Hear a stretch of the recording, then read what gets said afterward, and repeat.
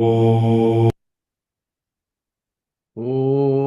आप्यायन्तु ममाङ्गानि वाक्प्राणश्चक्षुः श्रोत्रम् अतो बलम् इन्द्रियाणि च सर्वाणि सर्वं ब्रह्मोपनिषदं माहं ब्रह्म निराकुर्याम् मा ब्रह्म निराकरोदनिराकरणमस्तु अनिराकरणं मे अस्तु तदात्मनि निरतेय उपनिषत्सु धर्माः ते मयि सन्तु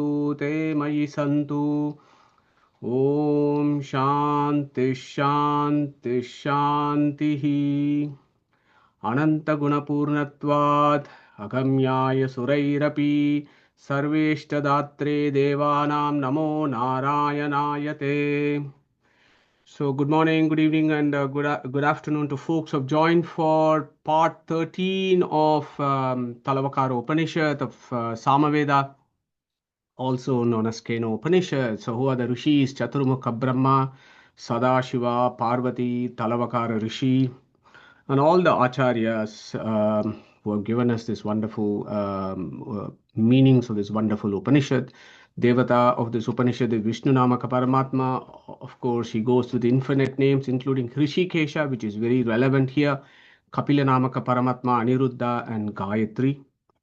Chandas for this Upanishad comes in Trishtub, Anushtub, and Jagati, and others. So where are we? We are doing second khanda of this Upanishad, and we are doing the first verse. Yadi manyase suvedeti dahramevapi nunam tvam vetta brahmano rupam yadasya tvam yadasya deveshu atanumimamsyam evate manye viditam. So let's have a brief recap of what we did about a fortnight ago. So where were we? So we were looking at this particular verse which comes in Jagati Chandas. So the Devatas for the Jagati Chandas is all the Devatas above. Who are those? Gayatri, for Gayatri Chandas, the Abhimani is Swaha, consort of Agni. For Ushnik, it is Sangya Devi, consort of Surya. For Anushtup, it's Rohini, consort of Chandra. For Brihati, it is Tara, consort of Brihaspati. Pankti, it is Revati, consort of Mitra, and Varuni, consort of Varuna. Trishtup, Sachi, who is a consort of Indra. And for Jagati, all the devatas of the previous chandas are all devatas for this particular mantra. So never recite a Vedic verse without having an anusandana of Rishi Devata and Chandas, and also the Abhimani Devatas of Chandas. So this is the classic tradition of appreciating our Vedic heritage that has been given to us down the generations by all the rishis. So we looked at this particular verse. Yadi manyase suvedeti dahramevapi nunam tvam vetta brahmano rupam. So essentially what was Chaturmukha saying? Sadashiva, if from the first kanda I gave you so much information about Brahman, and if you think you have known or you have understood Brahman now, please proceed with caution, because you have not understood Brahman fully. Why? Because it's about the infinitude of Brahman. And that's what we have been doing for almost a couple of sessions, looking at this concept of what do I mean when I say Brahman is infinite or God is infinite? What do I actually mean when I say that? And last week we had a very good discussion about the infinitude of Brahman, and again, Avrittihi Asakritu Upadeshat, as Vedavyasa has said in Brahma Sutra, given an opportunity, never miss the opportunity to revise, reiterate what you have learned. So what does this infinitude of Brahman actually means? Atakasmad uchyate brahmeti bruhanto hi asmin gunaha. And Srimad Acharya in Bhagavata Tatparya Nirnaya tells us Kalataha, Deshataha, Gunataha cha Parama Mahatvam Sataha Parabrahmanaha. So this entity is Deshataha Aparichinnatvam, infinitude in space. This entity is Kalataha Aparichinnatvam, infinitude in time. And this entity is Gunataha Aparichinnatvam, infinite auspicious attributes. What kind of attributes? Not material attributes, non-material attributes described in the Vedas. Okay.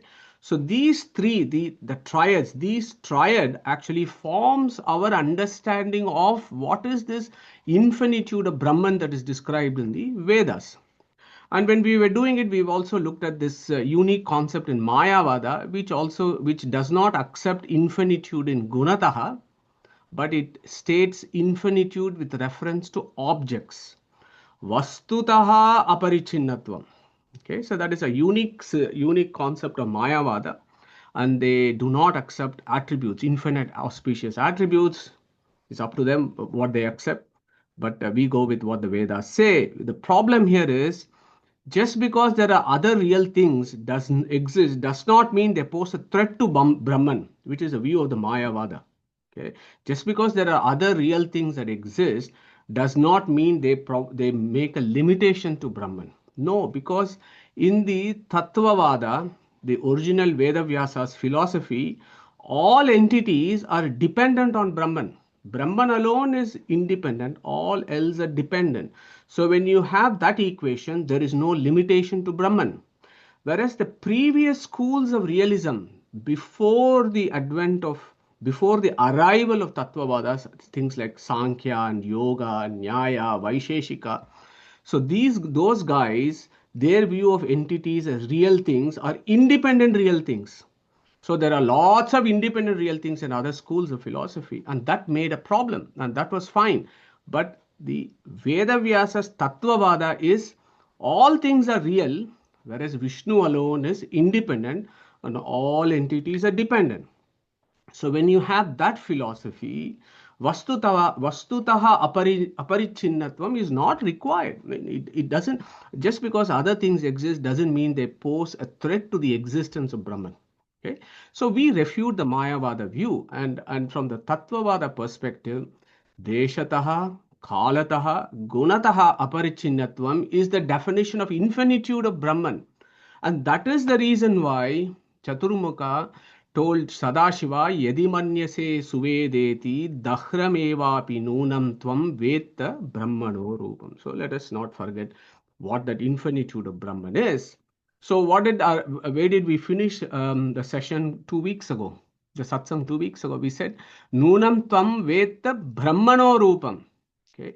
If you think you know about Brahman, you don't know anything about Brahman's Rupam. So Rupa there was, you could take it as Brahman's form or aspects of Brahman. And at that point, we also discussed about the fact is Brahman formless or has a form. Okay. And then we arrived at the conclusion that Brahman has got a form, but that is a non-material form. Why does he take form? Because he is omnipotent and he is capable of doing whatever he pleases to do so. And he takes divine forms for our benefit, for soul's benefit. He takes divine forms. And he is omnipotent, so he is very well capable of taking forms compared to sky, for example, or space, which is an example that is given in other schools. God is infinite like space. Space does not have a form, therefore God does not have a form. Where the problem there is space is a jada and it is not omnipotent, whereas our Brahman is omnipotent and he is capable of doing anything. Okay, so that is the answer to settle that problem about Brahmano Rupam. And we should never ever forget that Brahmano Rupam. What is that Brahmano Rupam? Isha Upanishad talks about it, right? Pushan Yekarshe Yamasurya Prajapatya Vyuha Rashmin Samuha Tejaha Yette Rupam Kalyanatapam Tatte Pashyami. Kalyanatamam. His Rupam is Kalyanatamam, says Swayambhuva Manu to Yajnanamaka Paramatma, that your Rupa is Kalyanatamam, most auspicious. Okay, so we understood Brahman is not formless or attributeless. He is very much, he's got infinite forms and he's got infinite attributes. Okay, so the next question is, where is that Brahmana Rupam in us? Okay, so that is the Upasana. Yes, it's all well and good saying this Brahman is infinite in space, time, and gunas, etc. But where is that Brahmano Rupam inside me? That is exactly the next verse, which is a new line for us today. Yadasya tvam, yadasya deveshu, atanu mimamsyam yevate manye viditam. Okay, so very important verse that needs to be understood in context rather than plucking the words and building a philosophy, which is what we don't do in our system, right? So yat asyat yadasyatvam. Okay. So where is that Brahmano Rupam? So Chaturmukha Brahma is teaching Sadashiva. Sadashiva, Brahman's Rupam, where is it? Yadasyatvam, Yadasya Deveshu. Okay, so let's park here for a few minutes and think about these words, Tvam and Deveshu. Okay, so for those of us who are familiar with Sanskrit grammar, we'll be familiar with various cases, very similar to in English. So recently, last week, we were talking about Vasudevaha Sarvam, and we looked at Vasudevaha Sarvam and various cases. So similarly, wherever these kind of words come, in first case, talking about Paramatma, we should think about various other cases. So what are the various other cases here? So we have in classic English grammar, but the English grammar comes from Vedic grammar. Okay. What are the various cases? Nominative case, accusative, instrumental, dative, ablative, genitive, and locative cases. Okay, Sapta, seven noun cases. So remember that 7 noun cases, and Panini wrote a sutra called Saptasu Pratama. Okay, it may sound a little complicated, but stay with me on this, and you will find this very interesting. So when you see the first case, Tvam is a first case. Okay. So in our Vedic interpretation of Vedic mantras, wherever you see first case, Saptasu Pratama, the first case can be applied to 7 cases. That's the rule that Panini has given us. Saptasu Pratama. So what you can actually do is this Yadasya Tvam, okay, is the first case. Okay.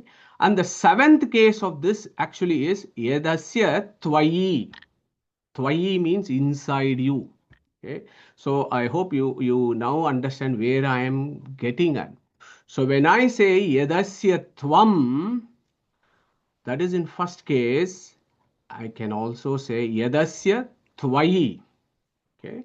Now hold that thought. If you look at the next word, Yadasya Deveshu, very clear, Deveshu is in the 7th case. Inside the Devas, inside the Devatas is what it's saying here. That Brahmano Rupam is Yadasyatvam, Yadasya Deveshu. It is inside the Devatas. Okay. So who are these Devatas? Tattva Abhimani Devatas, and all the Devatas and all the Jivas, including you and me, by implication. Okay. Yadasya Tvam, Yadasya Deveshu. So now, wherever there are, this is, you of course, we have to study this with a Guru Mukha, otherwise we'll never get these kind of subtle inner meanings. So our gurus teach us, wherever you have these kind of words, where there is a first case and a 7th case, they are interchangeable. So for example, here, Yadasya Tvam can be Yadasya Tvayi, 7th case, locative case. Similarly, if there is Yadasya Deveshu, it can become first case, Yadasya Devaha. Okay. So why am I saying all this? So there are deeper meanings to this verse. What are those deeper meanings? So let us take this Yadasya Tvam. Yadasya Tvam, Yadasya Tvayi. Yadasya Tvayi, that Brahmano Rupam is inside you. As what? As Tvam Namaka Paramatma. Okay. Tvam there means not just you. Tvam there means Tvam Namaka Paramatma. Antaryamin is called Tvam. Okay. God's form inside you is Tvam, Tvam Namaka Paramatma. Tvishadiptau, that which comes into light before me. Tavaha, Tejaswarupaha. So the Vedas tell us this Antaryamin is called, you are called Tvam. You, that when I say you sitting in, say somebody sitting in front of me, I say Tvam. You are Tvam because the capital Tvam, Namaka Paramatma, is inside you. Okay, so those are all the Paramamukhya Vritti of understanding the Vedas. So think about this, contemplate this. When Chaturmukha says Yadasya Tvam, what he means is you are called Tvam because the Tvam Namaka Paramatma is Tvayi, inside you. And the etymology of Tvam Namaka Paramatma is Tejaswarupa, Tavaha Tejaswarupaha. So the Tvam there is actually Paramatma's name. Okay. And then here, if you look at Yadasya Deveshu, so Yadasya Devaha, Devanamaka Paramatma. He is called Deva. And again, we did this last week. Divudyuti. Look at that. Divudyuti is one of the etymology of Devanamaka Paramatma. Light. Light of what? Tejas Swarupa, of knowledge. Okay. Divudyuti. Devanamaka Paramatma. The Devanamaka Paramatma is inside all these Tattvabhimani Devatas. Therefore, they are called Devatas. Okay. The Devatas are called Devatas because Devanamaka Paramatma is inside them as their Antaryamin. Okay. So, that is the meaning of Devaha. Okay. Devas are Devatas because Devanamaka Paramatma is inside the Devas. You are called you because Tvam Namaka Paramatma is inside you. Okay. Why this is important is, say for example, we have done Purusha Shukta, right? So if you look at Purusha Shukta, there is this 13th verse, and we are all very familiar with this. Brahmano asya bukamasit, bahur rajanyah kritaha, uru tadasya yad vaishyaha, padbyang shudro ajayata. So look at the last one. Padbyam is in the 7th case, whereas all others are in the 1st case. So when it says 7th case, these 1st case words also should be applied for that. Okay. From Brahman's mukha, from Brahman's shoulders, from Brahman's thighs, from Brahman's feet. Of course, there is no difference from various aspects of Brahman. It is only for our contemplation. So the 1st case and 7th case is really interesting. The interplay of 1st and 7th case in Vedic mantras, and we should give attention to this. Okay, Prakashji, I'll come to you in a minute. So an important approach to understand. So this is a unique, and it's an entirely different way of understanding what is the Tattvamasi and Aham Brahmasmi is. The Mayavadins talk about this quite a lot. But there is actually an entirely different view that Chaturmukha is actually giving us in Keno Upanishad. That Tvam is Paramatma's name. Deva is Paramatma's name. Prakashji, you had raised your hands. Nothing, Madhusanji. Just wanted to say that the Padbyam is ablative. It's not the 7th case. It's 5th case. From is ablative. From, yes, sorry, yes. You're right, absolutely right, Prakashji. Thanks for the clarification. Yeah, from, yes. From. So it is 5th case. So there, for example, if, you're right, Prakashji. So it says from the face, from the shoulders, from the thighs. Like how from the feet. So similarly here, Tvam and Tvayi Deveshu Devaha. Okay. So this is an important approach to understanding Tattvamasi and Aham Brahmasmi. It's a good opportunity for us to think about it rather than getting swayed by superficial renderings of these mantras that we so often see in certain transliterations and in certain certain media that is out there. Okay. So thanks, Prakashji, for the clarification. I'll change the case in my slide. So what do I actually mean? So Tvam and Aham are actually secret names of God. They are also sacred names of God. So here I have got two individuals. They're both souls, yellow blobs, and inside them is the Antaryamin. When the man looks at the Antaryamin in the lady, he calls it as Tvam. Whereas when the man looks at the Antaryamin inside him, he says Aham. Aham is inside me, Tvam is inside you. Similarly, the lady will say, Tvam is inside you to this man, and Aham is inside me. Okay, so this is very beautiful. This is how you understand Tvam and Aham. Okay, the Tvam Namaka Paramatma, Aham Namaka Paramatma. So let me park there very beautifully, very briefly. Who is going to tell us what is the meaning of Aham? Aham is not just I, right? I can call myself as I because that Aham Namaka Paramatma is inside me. So what is the etymology of Aham? Who is going to share that with us? Prakash, go for it. Aheyatvat Aham. That means without him we cannot exist. Thank you very much, Prakash. Perfect answer. Aheyatvat Aham Nama. That which is undiscardable, that without whom we cannot exist. Because that Antaryamin is inside us as Aham Namaka Paramatma, we exist and we call ourselves as I, Aham. Similarly, for Tvam, Tavaha, Tejas Swarupaha. Okay, so if you look at from that perspective, again, of course, Chandogya Upanishad opens up in a slightly different way in chapter 6. Saya esha anima aitadatmyam idang sarvam tat satyam sa atma tattvamasi shvetaketo iti bhuya eva ma bhagavan vijñapayatva iti tata somyeti hovacha. We have done that 3-4 years ago.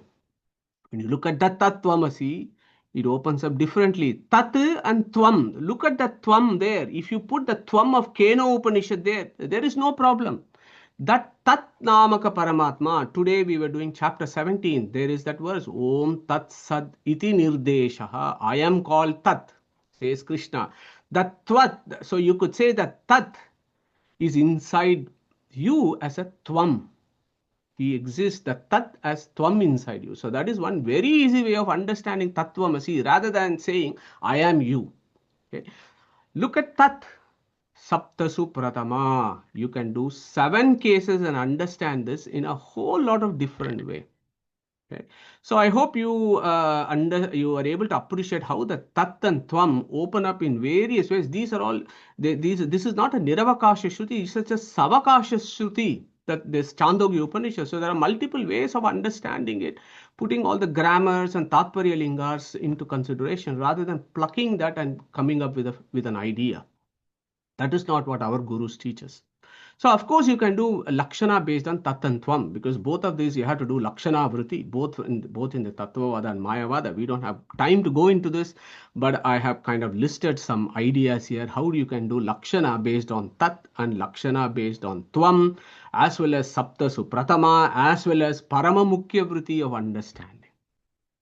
And of course, in Brihadaranyaka Upanishad, there is this Brahma va idamagra se tadatmanam yeva avet aham brahma asmi tasma tat sarvam abhavat tad yo yo devanam pratyabudhyata sa eva tadabhavat tata rishinam tata manushyanam. So that verse has to be read with the previous verse. Tadahur brahma vidyaya sarvam bhavishyanto manushya manyante kibutad brahma avedyasmat tat sarvam abhavat iti. Put that verse and then find the answer in the next verse, in the next few verses. That is how you read the Upanishads. Not take this verse, oh aham brahmasmi tattvamasi, let me build an idea. That is not how we read in the traditional classical sense of putting the context into consideration. The context here is somebody is asking, how did Brahman become great? How did Brahman attain infinitude? Is it something he learned from somebody and then he became great? Just like you and me, we do the satsang and we learn and we get more knowledge and we become, we elevate ourselves. So the question there is, did Brahman also do the same thing to elevate himself? Is the question here in 143. And the answer is given here. No, Brahmava idamagra. See, he was there, agre, before creation. He was there. Tad atmanam, he always knew what? Aham Brahma Asmi Aheyatvat. I am indiscardable. I am Brahman. Brahmeti Bruhanto Asmin Gunaha Asti Iti Meyam. I always knew that I am infinite and I am indiscardable. So that is how you understand this verse rather than saying I am Brahman, you are Brahman, and so on. So I hope you're able to understand how we do these reconciliations for these kind of savakasha shrutis. And of course, jivas, as per their swabhavas, they understand and make their own progress and they make their own journey. Okay. For a sattvika, for example, antaryamin, I am dependent on this antaryamin. He is the bimba rupa, and that is how I am going to do my contemplation. And if I contemplate that this Brahman is tavaha, he is tejas swarupaha, then at some point I may also attain some salvation. Okay, so that is how the Tattvavada school progresses, understanding this. So I hope you are able to get a new insight into how this Keno Upanishad mantra, Yadasya Tvam Yadasya Deveshu, actually also settles this problem about Tattvamasi and Aham Brahmasmi. So let's move on. So Chaturmukha said, Yadi Manyase Suvedeti Dahramevapi Nunam Tvam Veta Brahmano Rupam. That Brahmana Rupam is where Yadasya Tvam Yadasya Deveshu. Then he said, Atanu mimamsyam evate manye viditam. So there are two ways of looking at this. So you can say Atanu mimamsyam evate manye viditam, or as how Vamana Panditacharya has given us, यदि मन्यसे सुवेदेति दह्रमेवापि नूनं त्वं न वेत्त ब्रह्मणो रूपं यदस्य त्वं यदस्य देवेषु अतनु मीमांस्यम् एव ते मन्ये aviditam or viditam. Okay, so let us look at what that verse actually is telling us. So yadasya tvam yadasya deveshu aviditam te manye. So Chaturmukha is saying Sadashiva, that Paramatma who is inside you as Tvam Namaka Paramatma, that he is inside me as Deva Namaka Paramatma, aviditam, I don't think you know him fully. That is my opinion. Te manye. What is my opinion? That you are not fully in knowledge of whom? This Paramatma who is inside you as Tvam and inside me as Aham. Yadasya Tvam, Yadasya Deveshu, Aviditam Te Manye. Therefore, or then hereafter, start doing an investigation. Okay. Ata Mimamsam. So Mimamsa. So we got two Mimamsas, right? So who is going to tell us what are the two Mimamsas? Quick quiz. What are the two Mimamsas of Shat Darshana of Vedas, Vedanta, Vedas? Purvamimamsa, Uttaramimamsa. Thank you very much, Srikanji. So Purva Mimamsa and Uttara Mimamsa. Excellent. So Mimamsa means investigation, examination, reflection, upasana. Okay, that is what is Mimamsa actually mean. Atha then means then, hereafter, now. So what Chaturmukha Brahma is telling Sadashiva is like, mate, you do not know a lot about this Tvam. You do not know anything about this Deva. Okay, that is my opinion. Therefore, now you start, now hereafter, start an investigation and examination of this Brahman. Okay, so that is one way. If you look at, if you take Vamana Panditacharya's, splitting of those words, Manye Viditam can be Manye Aviditam, Manye Viditam. So if you take Manye Viditam, it opens up in another way from a Sadashiva's perspective. How? Yadasya Tvam Yadasya Deveshu Atha Mimamsam. Okay. Te Manye. So Yadasya Datvam Namaka Paramatma, Deva Namaka Paramatma. Now start investigating fully. Atha Mimamsyam Te Manye. Okay. So these guys, that first kanda, have given you all the information. And I've told you about the infinitude of Brahman, that you can't know him fully. Okay. So you can't know him fully, but you make an effort. So Ata Mimamsyam Te Manye. And immediately Chaturmukha, the Sadashiva says, Viditam, I know now. Okay. So that is another view. Not a very popular view, but that is also a way of splitting. So here Viditam becomes the word from Sadashiva, whereas the other lines, Yadasya Tvam Yadasya Devesho Atanu Mimamsyam Te Manye, is Chaturmukha's words. Viditam is Sadashiva's words. That way also you can interpret this. Okay, so I leave it to our individual upasanas. Both looks fine to me. Both looks interesting. Sadashiva says, yes. Now I know. You're saying this, the Tvam Namaka, Deva Namaka Paramatma. We have to now make an inquiry and start knowing about the Tvam and Deva Namaka Paramatma. That is my Antaryamin in great detail. Okay, so that is the summary. I think we have done reasonable justice of the first mantra, which has taken us about 3 weeks, I think. Yadi manyase suvedeti dahramevapi noonam tvam vetta brahmano rupam yadasya tvam yadasya deveshu atanu mimamsyam evate manye viditam. Let us look at this viditam, because what happens is that word viditam, then our gurus tell us you have to link it up with the second verse. Okay, so yadasya tvam yadasya deveshu atanu mimamsyam evate manye viditam naham manye suvedeti nona vedeti vedacha yonas tadveda nona vedechi vedacha. This is a proper tongue twister. This one really have to open up. Okay, so you have to take this viditam there and take na aham manye and then understand what is that information that Chaturmukha is giving now. Okay, so viditam na aham manye.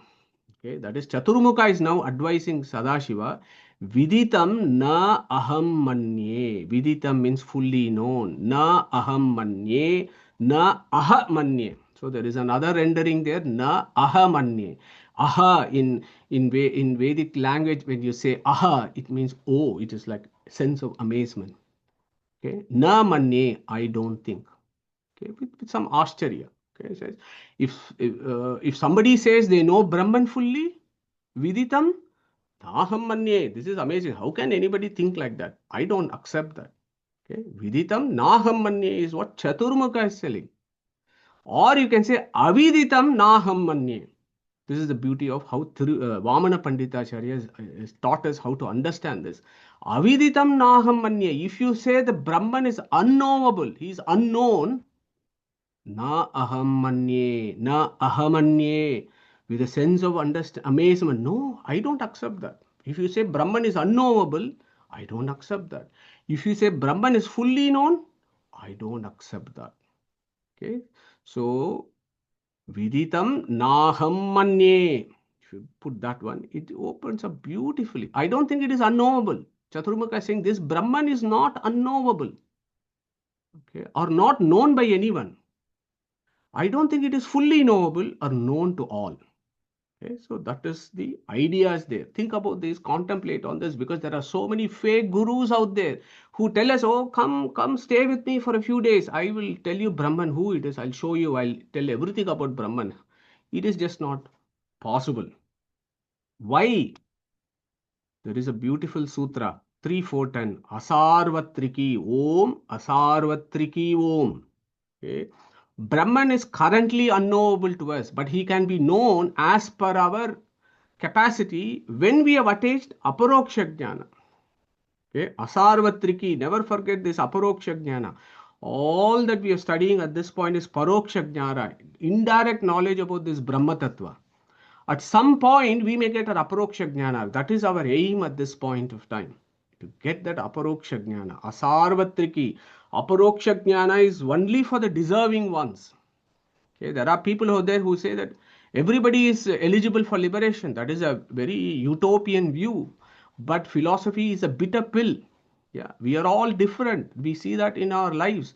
Things are different here because things are different there also in the transempirical planes. And not all of us, unfortunately, are eligible for aparoksha jnana. Why do I say that? Katha Upanishad. What did Yama say? Na ayamatma pravachanena labhyaha, na medaya, na bahuna shrutena. Yam eva esha vrunute tena labhyaha. Tasya esha atma vivrunute tanun swam. Vivrunute tanun swam. God decides who is eligible and shows himself to him. He decides, not you or me. So that grace is so important. He decides. That is the grace. And that grace falls upon only those sattvika jivas who make an attempt of obtaining aparoksha jnana 24/7, as was discussed by Srikanji and Anandji last week. Then we stand a hope of getting aparoksha jnana. Okay, so it gives you an idea of not known, unknown, all at this point of time. All that we are doing at this point, sorry to break that bubble, we are doing theoretical work here. We are like theoretical philosophers talking about what the Vedas are telling through the experiences of great rishis. But at the end of the day, we have to make that journey. If we don't make that journey, then it is not worthwhile our time. So that is exactly what Chaturmukha is alluding to. So, who is the highest among souls who knows most about Brahman? So, let's park there for a minute. So, who is going to talk to us about this? Who is the highest among souls who knows the most about Brahman? Because in the current verse, Chaturmukha Brahma himself is saying, Sadashiva, you can't know him fully, he is not unknowable, and all that kind of stuff. But we've also learned something about there are some souls who are capable of knowing Brahman much more than us. Forget about those who think that they themselves are Brahman. That is a strange equation that needs to be parked somewhere close, put in a box and locked. For us, this is the situation that we currently do not know, but there may be some jivas who may know about Brahman a bit more than us. So who wants to share those thoughts? Who is the highest among souls who knows Brahman the most? Lakshmi Devi Kutastho Akshara. Okay, fantastic, Srikanji. But Lakshmi Devi is always liberated, right? She is ever liberated Yes. in infinite. But what about among souls? Brahma. Rujus. Ruju. Why? Okay. Why? Mukhya prana. Excellent. Chaturmukha. So we had okay. Let me get each one of us in order. So Sushruji. I said Rujus, so Brahma, Vayu Thank you very category. much. Vayu. Yeah, Panagaji. Mukhya prana. Vayu. Vayu. Srikanji. Trai Shukla Triyas. Okay. Brahma. Okay. Right. Parashukla Okay. Traya. Okay. Okay. Interesting idea. Parashukla Trayas. Yeah. Okay. We'll come to that. Thank you very much, Srikanji, and thanks for Panagaji and Sushuji for contributing here. So Katyayana Shruti. Okay. Our Srivadacharya gives a reference in Katyayana Shruti. Sahasrada Mahimanaha Sahasram Yavad Brahma Vishtitam Tavati Vak. Kaschandasam yogamam veda dhiraha kodishnyam prativacham papada. Okay, beautiful verse. Sahasrada mahimanaha sahasram. So this way, this Shruti, this Vedic mantra says, God's attributes are infinite to the power infinite. Sahasrada mahimanaha sahasram. He's got infinite attributes, and if you take each attribute, that is of infinite intensity. Okay, Sahasrada mahimanaha sahasram. Yavat Brahma Vishtitam Tavati Vak. Just like Brahman, Tavati Vak is like the Vedas. Vedas are also infinite, exactly like Brahman. And the purpose of Vedas out there is to describe the infinite auspicious attributes of Brahman. So then the Rishi puts a question. Kaschandasam. Who knows this Veda? Kaha. Kaschandasam. Yogam. Aveda. Dhiraha. Okay, so let us park this. Kaha chaddasam yogama veda dhiraha. So the Rishi says, who knows this Vedas? Chandas means Vedas, right? Chandasam means this Vedas. Kaha, kash chandasam. Who knows this? Okay, the answer is in that word itself. Kash chandasam. Kaha knows. Okay, this is beautiful verse that links with I think links with the Egyptian civilization, Egyptian philosophies. Kaha knows the Vedas. Kaha knows the greatness of Brahman. Kaha knows the Vedas, says this Shruti. So who is this Kaha? Okay, Kaha can be two chaps. Okay, Akaya Pravisam Bhuma Sakaha Vishnu Vachakaha. So there are these 1, 2, 3, 4, 5, 6, 7, 8, 9, 10, 11. There are 11 words. Wherever you see this 11, you can apply it for as Vishnu Vachaka. Kaha. So Kaha knows. Vedaishta Sarvair Ahameva Vedyaha. Gita 15. Okay. So let's recite Gita 15:15. Who wants to do that? It's a beautiful verse. Who wants to take up the 15:15, please? Yeah, Panagaji, go for it. Yeah. सर्वस्य चाहं हृदि सन्निविष्टो मत्तस्मृतिर्ज्ञानमपोहनं च वेदैश्च सर्वैरहमेव वेद्यो वेदान्तकृद् वेदविदेव चाहम्. Thank you, Panagaji. Beautiful. So Vedaishta Sarvair Ahameva Vedyaha. Kaschandasam. Kaha knows the Vedas. Katyayana Shruti. Kaha is also a name for Chaturmukha Brahma, who is also celebrated as Prajapati in the Vedas. Chaturmukha Brahma knows. Okay, so Kaha knows. As Sushruji mentioned, Rujus know the Vedas. They are the highest among souls who know most about Brahman. Okay.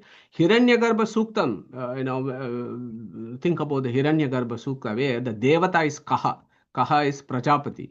Kaha means Prajapati. So that is the evidence that I've given you there for this particular verse. Kaha, Kaschandasam. Kaha is Chaturmukha's name. And by implication, it goes to all the Rijus. Go to Egyptian. Kaha is one of the deities' names. Kaha. Obviously picked up from the Vedas. Okay? The Vedic civilization, as you know, dates even before the Egyptian civilization. Unfortunately, the Egyptian civilization is gone. Our Vedic civilization is alive and kicking very sound. Okay, so that Kaha of Vedas becomes Kaha in the Egyptian civilization. There is also a guy called Pita. Okay, Chaturmukha Brahma, Pita. Okay, comes from our Vedas. So I thought this is interesting links. But who is the highest among? Kaha is the highest. Narayana, of course, knows the Vedas. Narayana is the only person who can know about him fully. Chaturmukha Brahma, next to the souls, knows about him. Srikanchi is absolutely right. Between Chaturmukha Brahma and Narayana is Lakshmi, who is ever liberated, whereas our Chaturmukha Brahma is still in samsara and he'll get liberated later. So that is a subtle difference. But as Srikanji mentioned, Lakshmi Tattva is still, she knows a lot, much more than Vayu, and she is still learning about our Sriman Narayana. ईशे जीवोभ्यो अधिकम असार्वत्रिकम अन्यत्र आलोचने सर्व विषयम is the ऋजुज्ञानम. ऋजुज्ञाना is ईशे जीवेभ्यो अधिकम, about God, about Paramatma, Isha, among all souls he is the highest. Asarvatrikam, Anyatra alochane sarva vishayam. So there is a difference between Lakshmi's jnana, Vishnu's jnana, and Vayu's jnana as described in Pramana Lakshana. Anyatra alochane. All that Vayu has to do is think and he will get the knowledge. Whereas for Lakshmi and Vishnu, they don't even have to think. It is effortlessly always there. Whereas for Vayu, he has to make an effort and he gets the knowledge. So those are the subtle differences. Beautiful work in Pramana Lakshana that our Acharya gives. And this is important. Why we are dealing with here? Because here it is the Chaturmukha Brahma himself teaching Sadashiva. And this Chaturmukha Brahma is the highest among souls. Look at his humility. That is what I'm coming at. Look at the humility of this Chaturmukha Brahma and Vayu and all the avatars of Vayus that we see. The humility is always there. Although these guys know so much, he's saying nobody can know. I mean, I also do not know a lot about him. Yeah. Yada Mananat. There is a sutra, beautiful sutra that I given a reference is Om Yada Mananat. Yatvam. Yatvam means upper limit. Amananat. The upper limit of Upasana Adhikarin is represented by Mukhya Prana, Vayu, Chaturmukha, and all the Riju categories of souls, or the upper limit of Upasana Adhikarins. I don't know where we are. We are probably nowhere. And these guys are so high. Okay, so think about Yada, Mananat, think about the Katyayana Shruti and chapter 15:15 for our contemplation. Okay, so let's move on. So we are in the second verse, right? Manye viditam na aham manye suvedeti nona vedeti vedacha yonas tadveda nona vedeti vedacha. So this is the new verse for a second verse. We got about 15-16 minutes. Let's see how it goes. So this particular verse, second verse, is in Anushtup Chandas and 32 syllables. And of course, the Abhimani of that is Rohini, Chandra's consort. So the second one, the first one was in Jagati Chandas. The second one is in Anushtup Chandas. So this is again beautiful. So what is Chaturmukha saying? Although he is a guy who knows everything, okay, so Sadashiva is now saying, okay, I understand. I don't know a lot about Brahman, but at least you know a lot, isn't it? You are Chaturmukha Brahma. You know a lot. So tell me more about that Brahman, is what Sadashiva is asking. So immediately our Chaturmukha is so humble. He says, Na aham manye suvedeti. Okay, Na aham manye suveda. Suveda. Okay, think about Suveda. Su plus Veda. Veda means to know. Su means super. Know it very well. Suveda. So we'll talk about Suveda and Aveda in a minute. So Suveda. Na aham manye suvedeti. Sadashiva. Na aham manye suvedeti. I don't consider myself as knowing Brahman fully. Okay. I don't think there is anyone who can claim that they know Brahman fully. Na aham manye suvedeti. Chaturmukha is very clear. I don't think there is anyone who can claim that they can know Brahman fully. Let alone people who think they themselves are Brahman. The words are very clear here. It just begs belief how that kind of interpretation can come here. Na aham manye suvedeti. I don't consider myself as knowing Brahman fully. Then the next slide is beautiful. No na Veda iti Veda cha. So you have to split it open to actually understand what it means. So this is the beauty of the mantras, right? Chadayanti iti chandamsi. You have to break the words open and then understand. That is the definition of Vedas. Na Veda iti no. So that is the first one. Na Veda iti no. So the English letter no comes from the Sanskrit no. Okay, very clear there. Okay. Na Veda iti no. It is not that I do not know. So our Chaturmukha is qualifying. Na aham manye suvedeti. I don't think I know this Brahman fully. But that does not mean I do not know anything about him. It is not that I do not know. Na Veda iti no. Veda cha. I know something about this Brahman as per my capacity, is what Chaturmukha is saying. Na aham manye suvedeti. No, na Veda, no. Na Veda iti no. Veda cha. I do not know him fully, but I know something. So this should be our view. So what is Chaturmukha is teaching Sadashiva? Through Sadashiva is teaching all of us, right? So it is clearly Chaturmukha is exhibiting that humility in knowledge. The more knowledge we get, the more humble we should become, not more egoistic. Yeah. Vidya dadati vinayam, as it is described in the Vedas. Vidya should give vinayam, not ego.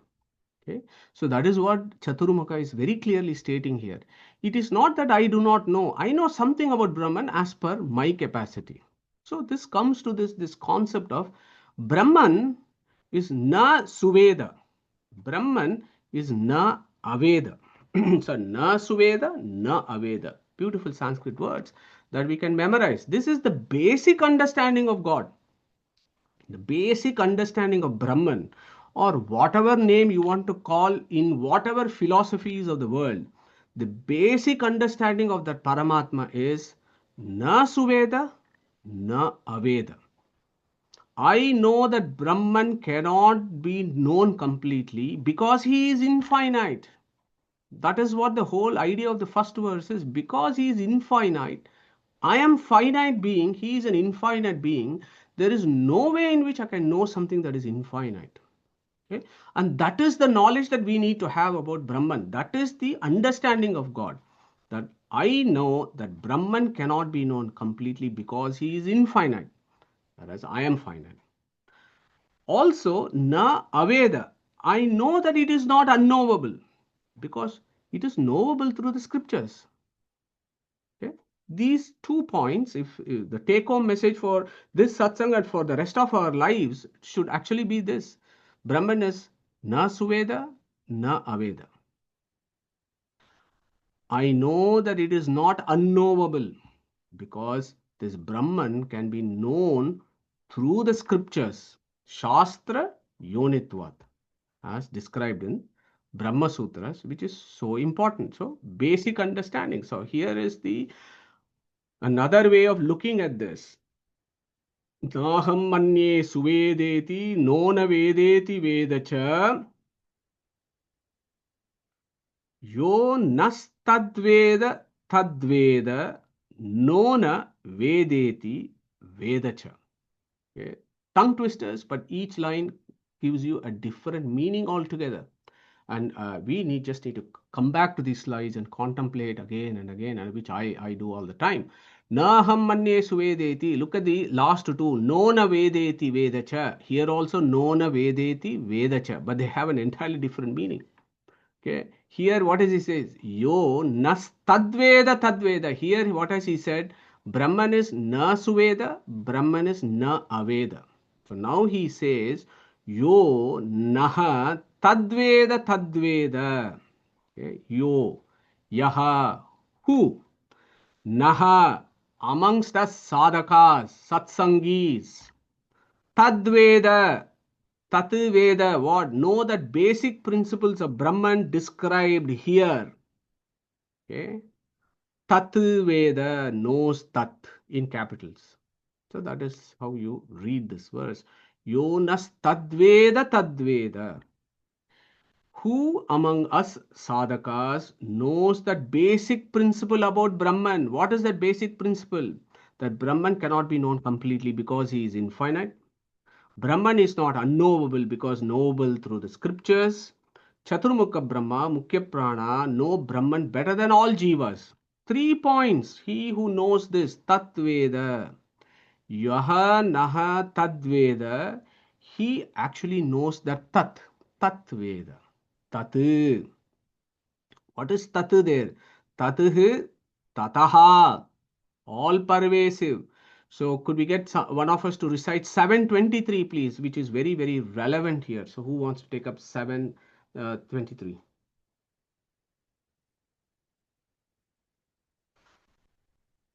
Shall I pick on one of us? Anandji, go for it.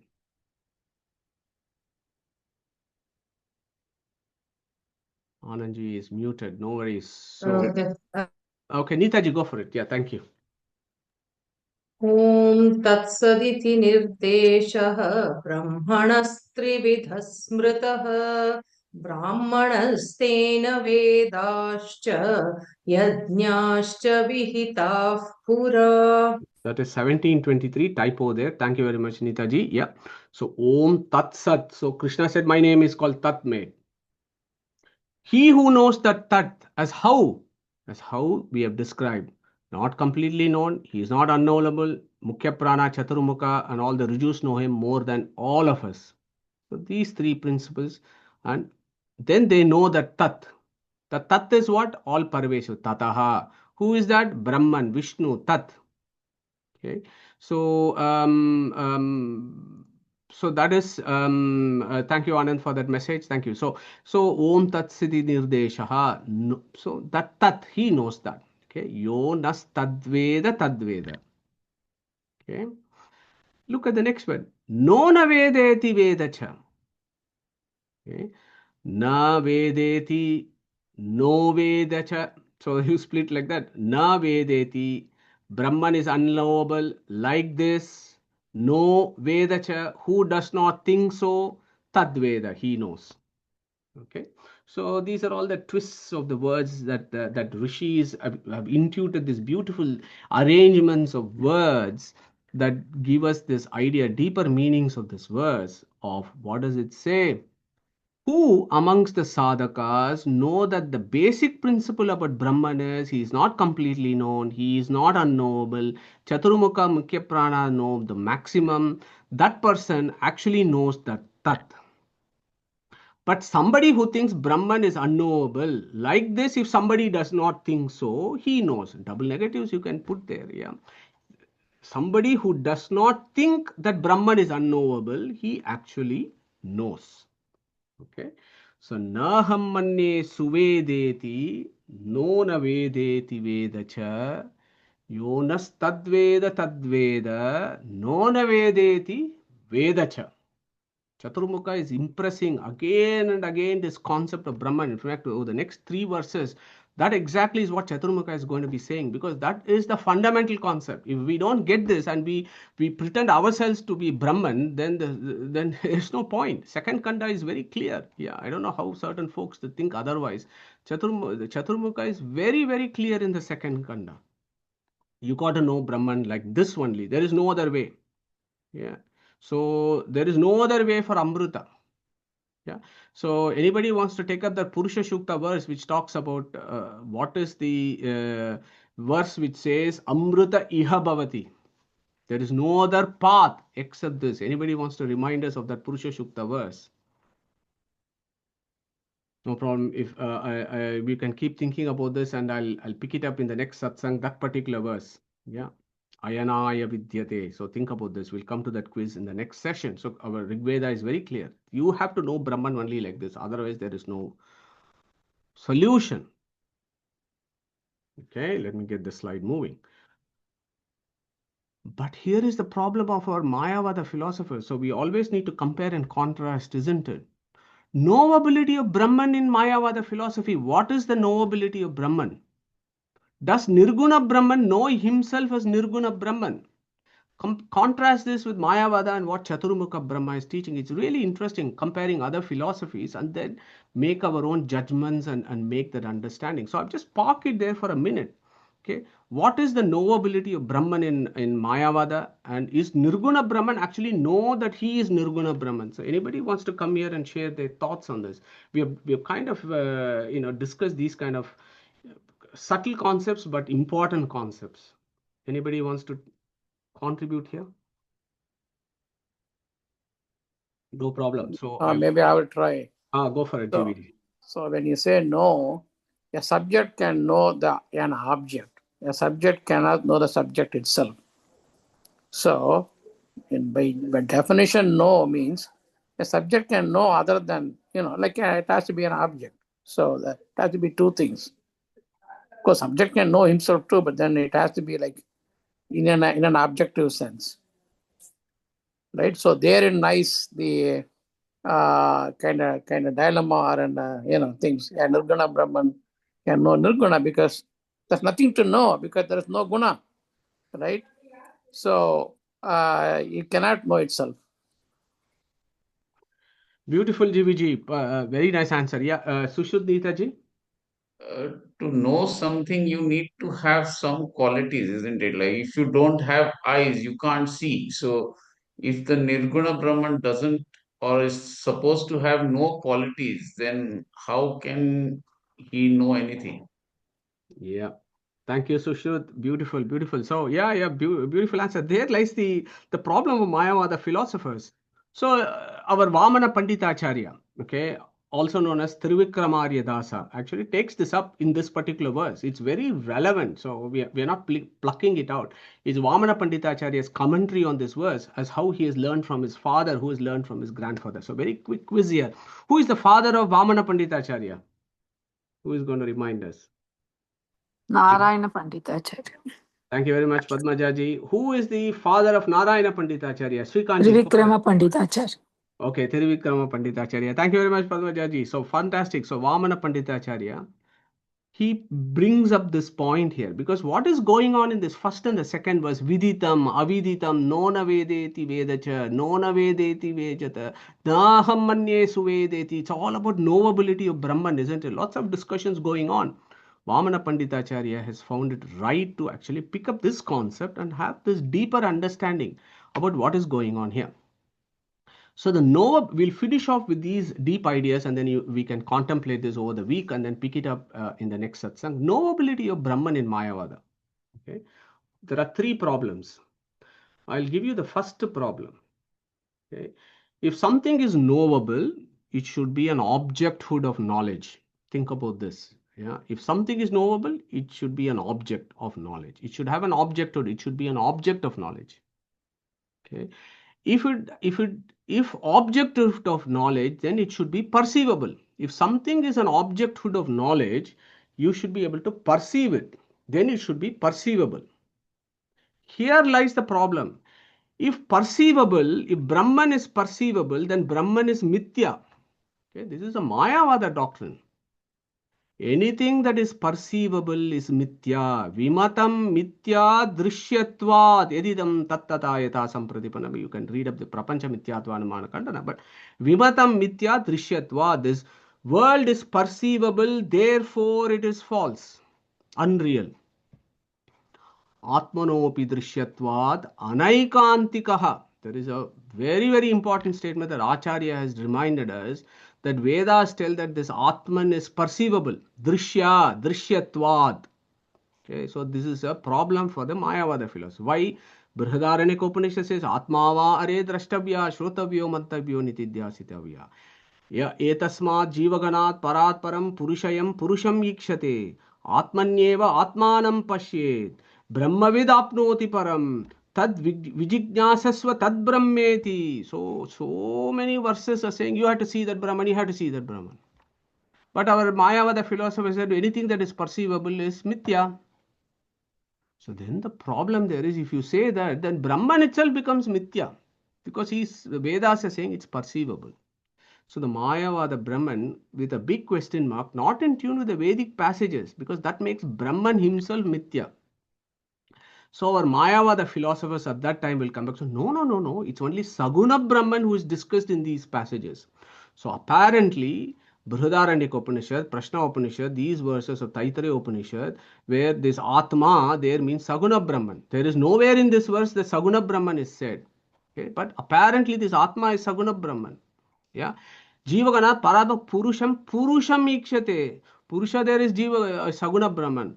Atmanyeva Atmanam Pashes is Atman, this Atma there is Saguna Brahman. Brahmavid Apnoti Param, this Brahmavid Brahma there is Saguna Brahman. Nowhere here the Saguna Brahman is said. You just assume it is Saguna Brahman. But that is the argument. Only Saguna Brahman is discussed in these passages. Nirguna Brahman cannot be expressed directly by words. Very fascinating discussion. But this is the level in which we have to dissect so that we know exactly are we on the right path. What is the problem with this argument that only Saguna Brahman is discussed in this passage, not Nirguna Brahman? So knowability of Saguna Brahman is fine, but Nirguna Brahman is unknowable even for Mayavada. This is the problem. If Nirguna, problem number 2, if Nirguna Brahman cannot be known directly through the words of the Vedas, our Acharya then says it will forever remain unknown. Therefore, no point in doing Shastra Vichara. If Nirguna Brahman cannot be known through words of the Veda, it will forever remain unknown. If it forever remain unknown, what is the point in doing Brahma Jignasa? Atato Nirguna Brahma Jignasa. What is the point? Because you cannot know it through the Vedas. How can you have Atato Nirguna Brahma, Atato Nirguna Jignasa? No, you cannot. So we understood, we have done this, Vachyatva versus Avachyatva. Okay, Vachyatva is very much a Tattvavada view where Saguna Brahman and Nirguna Brahman are the same, only view from different perspective. But Brahman is Vachya, Shastra Yoni. He can be known through the Shastras. Whereas from the Mayavada school, Nirguna Brahman only is real. Maya Upadi makes a Nirguna Brahman a Saguna Brahman, which really does not exist. And that Nirguna Brahman is Avachya. He can never be learned through the Vedas. This is a fact of Mayavada school. Many of them, many of these Mayavadis probably are not aware of this. But in their school, Nirguna Brahman cannot be known through Vedas. But then the question is, if you ask them, so why do you need to do Shastra Vichara? The answer is, Nirguna Brahman is essentially inexpressible and therefore not open to primary meanings. The scriptures still can give some knowledge through a process of Lakshanavriti. So scriptural passages yield only a non-relation judgment. We have discussed this before. The question is this possible? So Lakshana, you can know Nirguna Brahman by indirect implication. Okay. Our Acharya has given a very beautiful, Acharya Nyaya Sudan, we have dealt it so many times, but it is such a beautiful statement because they have hit at the root of the problem. Law of thought and language. So we have done this. Gangayam Goshaha. If there is a village, hamlet on Ganga, if I say, actually I mean by Lakshana, Ganga Tire Goshaha. When I say Gangayam Goshaha means this hamlet is very sacred, it is very cool, it is very beautiful. That is what it means. But actually what it is at the banks of the river Ganges. Ganga Tire Goshaha. So there are two words here. Tire is a word, Ganga is a word. Only if these Tire as a word exists before, then you can do Lakshana. So this is the law of language. You can do Lakshana or metaphors only when you have primary meanings of certain words. So if you take that, our Mayavadins have said Nirguna Brahman can be known through Lakshana Vritti, then it means that somehow that Nirguna Brahman has to have a word. Otherwise you cannot do a Lakshana there. Sarva Shabda Avachyasya Lakshana Ayuktehe Vipratipannam na Lakshyam Kenapi Padena Avachyatvad Vaidharmyena Thiravat in Nyaya Sudha. If an entity is utterly and absolutely incapable of being expressed by any word in any language, then such an entity forever should remain beyond the purview of Lakshanavriti as well, because there is a word Tira there. So these are all the problems. Nirguna Brahman can never be known in monastic philosophy. However, if you say it is Lakshana, that is also not possible. So it is a problem. It's a problem for for the Mayavadis, not for those who consider ourselves as slaves of Paramatma rather than ourselves as Paramatma. Problem number 3, and we'll finish today. And this is what GVG so beautifully explained. Can Nirguna Brahman know it exists? Okay, so again, these are the problems of Mayavadin thinkers. Have they actually thought about this problem? Yes, they have. Okay, so this is called Swaprakashatva. Swaprakashatva of Nirguna Brahman. Okay. Does Nirguna Brahman actually know that it exists? So this is a deep philosophical idea that is discussed. Okay. And our Mayavada friends have said, Avedyatvam Swaprakashatvam. Non-cognizability is self-luminosity. Think about that. It's contradiction in terms, but that is their definition. Okay. The Swaprakasha means I don't know. Avedyatvam is Prakashatvam. God knows how they can square that circle, but that is their definition. This is where Vamana Panditacharya, in this particular verse, number 1 and number 2 verse, brings up this. Nirguna Brahman cannot know its existence by its own self-perception because it conflicts with Mayavada doctrine of Kartru Karma Virodha, which is what GVG was talking about. Subject cannot be the object of its own act of knowing.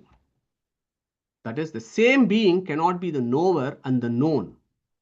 Karmanaha Kartrutva Asambhavat, as Vamana Panditacharya has also said. This is a view of Mayavada philosophers. So check it out about their view that a subject cannot be an object of its own knowledge. So Nirguna Brahman cannot be the object of it. It cannot be an object, cannot be the subject of himself.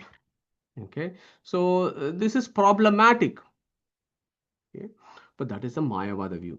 So in that sense, Nirguna Brahman forever remains unknown. Whereas what has our Chaturmukha said? Why are we having this conversation? Chaturmukha has said, Yadi manyase suveda. You cannot know him fully. Brahman is not unknowable. Brahman is knowable as per our capacity. Chaturmukha Vayu, the highest among souls, know the most about jivas. Brahman alone knows about him fully. Is very, very clear. Not that Nirguna Brahman does not know his own existence. Okay, that is a very sad state of affairs for this Nirguna Brahman. I don't want to be that Nirguna Brahman who is zero, useless, no guna, empty, useless thing who does not even know that he exists. In that case, I'm very happy in samsara. I'm very happy enjoying this life. I don't want to be the Nirguna Brahman, is what our acharyas have said. Okay, looking at this view of Mayavada. So I want to close today's session actually discussing some really deep concepts of Keno Upanishad. When you look at that, then you understand what is it that Srimad Acharya has given us. He has given us the right direction as to what is that route to salvation. What is that route? That Brahman is not unknowable. Brahman is knowable as per our capacity. Brahmavayus are the highest among souls that know the most among jivas. Actually, Brahman alone knows about him fully is the final settlement of all this. Okay. So on that note, we will close today's session. There are a lot of deep ideas that we have kind of contemplated today.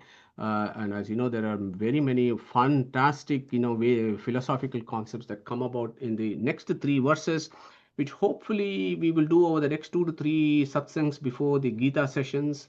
And then I'm hoping that after that, the third kanda and the fourth kanda should progress quite smoothly, and then we can actually look at Aitareya Upanishad from the new year. So I'm actually looking forward to Aitareya Upanishad. It's such a complicated Upanishad, Acharya's favorite Upanishads. I don't even know whether we have the capacity to look at that.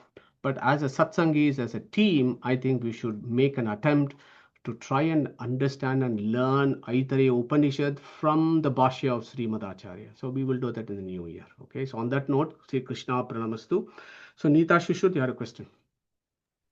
So my question was, if in Mayavada knowledge alone is liberating, then what knowledge are they actually looking at if the Nirguna Brahman has no qualities? So you can't have knowledge of something that has no qualities. And if Saguna Brahman is mithya, then why learn about that at all?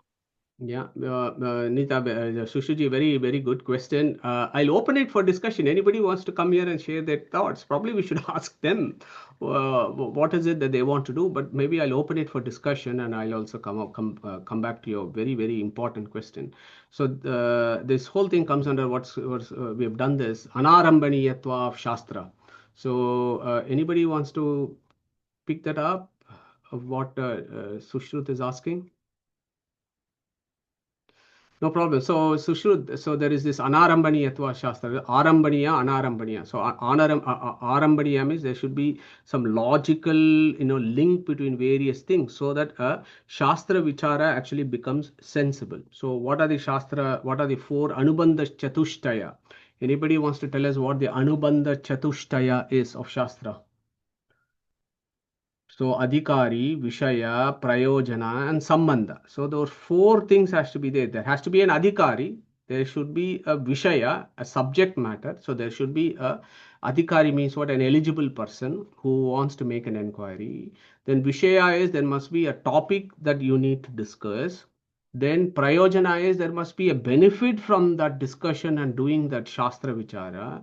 And linking these three, adhikari, vishaya, and prayojana becomes sambandha. If even one of the four don't exist, then there is anarambhaniyatva shastra. Anarambhaniya means there's no purpose in doing a philosophical inquiry. So if you think about Tattvavada or realistic schools, Sushruji, adhikari is you and me. We are souls. We are in this deep state of ignorance, don't know what's going on in samsara. We want a solution. So we have understood the temporary, transient nature of everything. So we want that permanent solution. So we become the adhikari. What is the Vishaya there? The Vishaya is finding out the answer as to what is that permanent solution, what is this Veda is saying about it, who is this Paramatma, how will he give us liberation, what types of souls will get liberation, what are the Panchabedas, what is my relationship with Jiva and Paramatma. So that is the Vishaya. The Prayojana there is, if you know this, as how our Kataka Upanishad said, Evesha Vrunute Tena Labhyaha. So at that some point, our Paramatma will be happy with us and he will give us Aparoksha Jnana and liberation. So that is the Prayojana. So what is the Sambandha in that? So we all turn up on a Sunday afternoon, 4 o'clock, think about this, and also during the week, do our own studies, and then we go to our study room, open a book, and do all these things. So that is the Sambandha of all this. So there is a sensible Shastra Vichara. Now let's go to the Mayavada school. So who is the adhikari there? Problem. What is the subject there? Problem. What is the prayojana there? Big problem. And when these three are problematic, what is the sambandha there? God only knows. So why do I say that? Who is the adhikari? Adhikari there is you and me who have forgotten that we are Nirguna Brahman. So we are the adhikaris. Both of us are actually Nirguna Brahman. We have somehow forgotten that we are Nirguna, we are Nirguna Brahman. So we are one fellow is asking the other fellow, a student is asking a guru. Yeah, both of them are Nirguna Brahman by definition. So what is the Vishaya? The Brahmatma Aikya is the Vishaya. So my request, Sushuji, is go to Mayavada Kandana of Srimad Acharya and Mayavada Kandana Tika of Jayatirtha that talks about this in very great detail. Okay, so if that the knowledge of Brahmatma Aikya is the Vishaya, the Priyojana is that the ignorance of Brahmatma Aikya is gone and you will get the Brahmatma Aikya. Okay, that is the whole Anubandha Chatushtaya of the Mayavada school. So sorry, I had to do this comparison for us to get to the root of this problem. So the problem there is, for example, Prayojana. If you take, you can pick all three, but I'll just pick the third, Prayojana, that you and me are Brahman. It is not a state that you achieve in the future. Okay. Brahmatma Aikya is not a state that we achieve in the future by some kind of a great effort. No, you and me are Nirguna Brahman right now. So there itself is a problem. And then, of course, all the other issues about, how can you get a knowledge of something which is per se has got no attributes? How can you do all that is the second layer of discussion. So I hope, sorry, I went on and on for this, but it was just a good opportunity to think about this Anubandha Chatusha, Adhikari Vishaya Prayojana Sambandha. Thanks, Sushiji, for amazing question. Great. Any other thoughts? Okay, fantastic. If there are no further questions, thank you so much for joining today's Chintana. We take up third verse, fourth, and fifth. Hopefully, the next two sessions, and they should flow. Once we have understood this concept very clearly, the next three verses should go through very smoothly. So, on that note, Krishna Pranamastu. Sushruji, do you want to recite Omkara, and then we'll close today's session.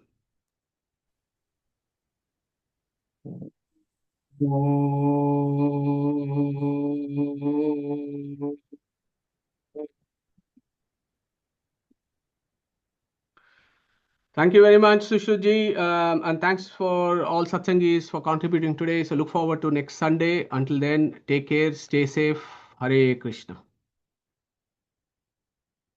Hare Krishna.